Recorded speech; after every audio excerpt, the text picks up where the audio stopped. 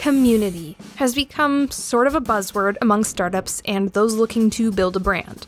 But who is your community? Where should you start building your community, and why?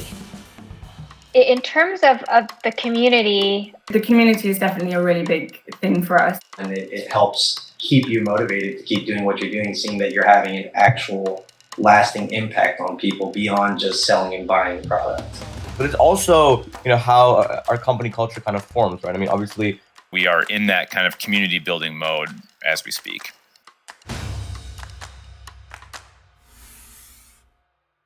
Community can mean different things. A startup's a local area. It's company culture, your target markets, and of course, the users and fans themselves. We talked to 9 startup founders, and we had to ask, how did you build community around your startup? Okay, we didn't ask Raphael specifically about community, but when asked about underrated resources, the first thing he brought up was the local startup community.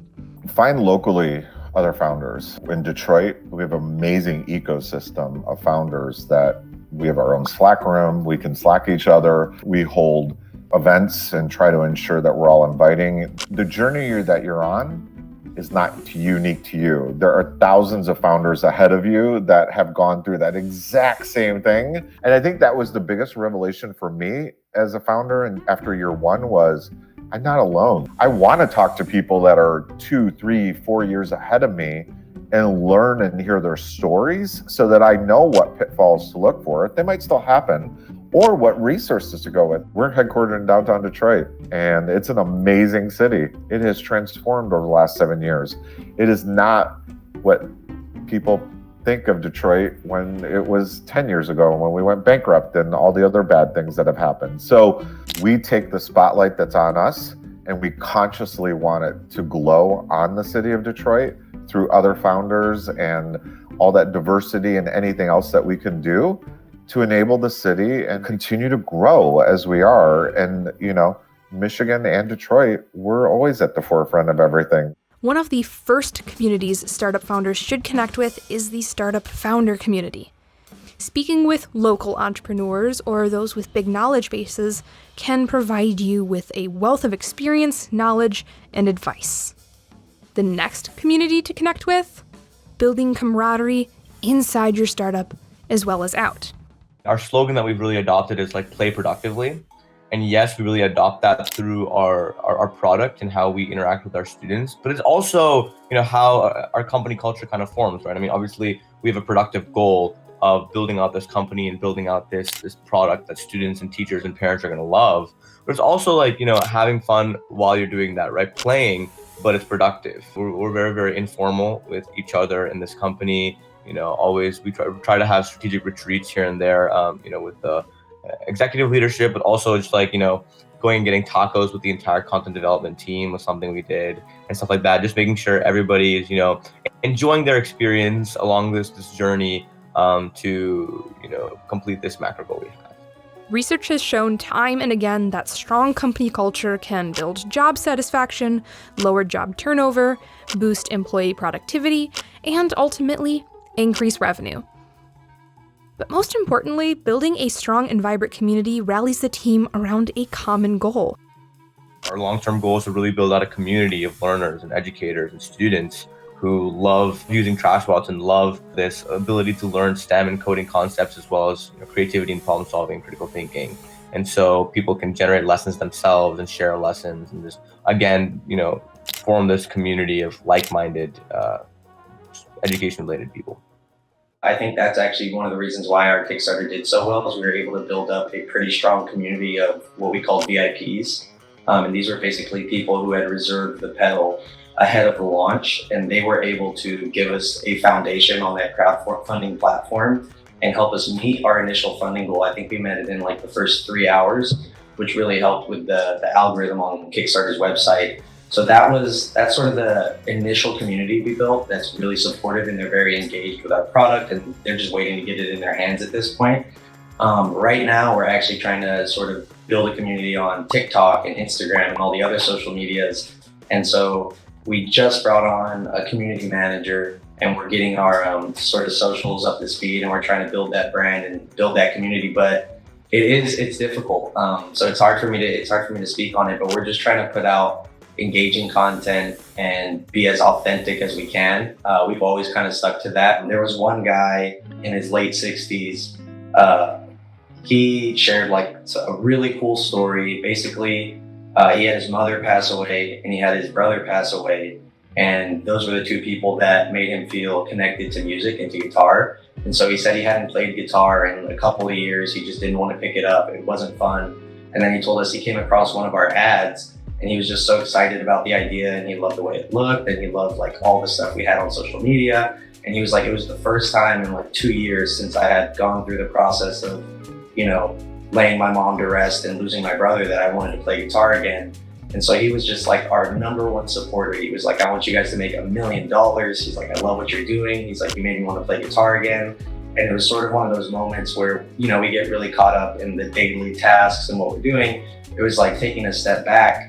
And yes, you know, we're making a product and we have a goal in mind and we want to, you know, empower musicians, but there's effects beyond that, you know, sometimes that we didn't even intend, but that are really just beautiful. And it helps keep you motivated to keep doing what you're doing, seeing that you're having an actual lasting impact on people beyond just selling and buying a product. We actually just kicked off a campaign today called Busy People, where we're highlighting really astounding people that are just like us, really focusing on being the best version of themselves. You know, the problem with coffee is that everybody drinks it. So it's actually very difficult to build a community without being a niche brand. Your community doesn't have to revolve around your product or service either. When Busy Coffee couldn't find their niche community, they built their community around the startup's mission and values.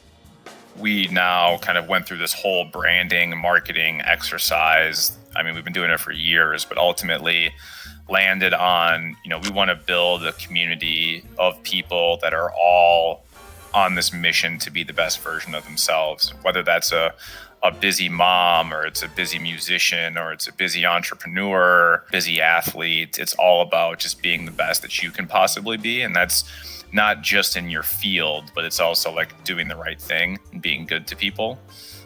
So we are in that kind of community building mode as we speak.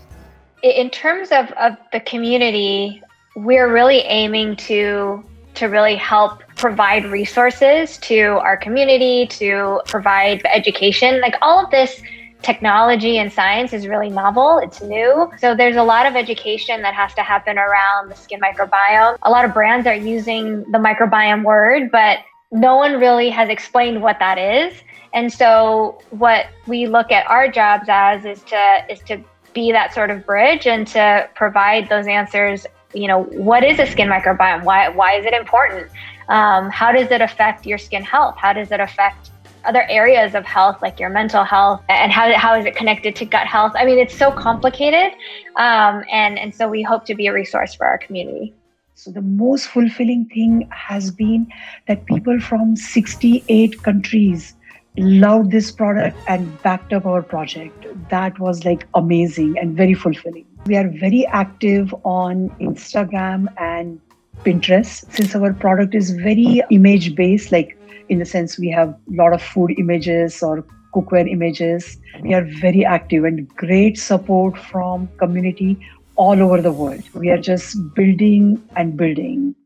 The community is definitely a really big thing for us. I mean, in general, the Myers-Briggs community online is really big, really engaged, really, active. Our Instagram following and our Instagram posts, the engagement is really, really high and lots of comments, and that's so great. And everyone's really supportive and encouraging. And I think also we speak to people on the app ourselves. So we have a profile, we match with people and just chat to them about their experience and things like that. Really. Yeah, I think the community is such an important part. It is everything, and we do have just like a really just kind community. It's probably the thing that I'm most proud of. It's like sometimes I'm just like, oh, it's just such a great community. And like you said about people supporting each other in the comments, we have the notifications pop up on our phone and I'm like, oh, this person is supporting this person. It's just really nice to see.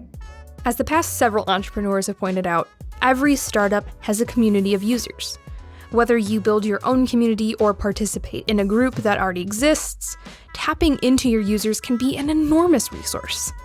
Understand their problems, their pain points, their wants and needs, and you're way more likely to achieve a sublime product market fit.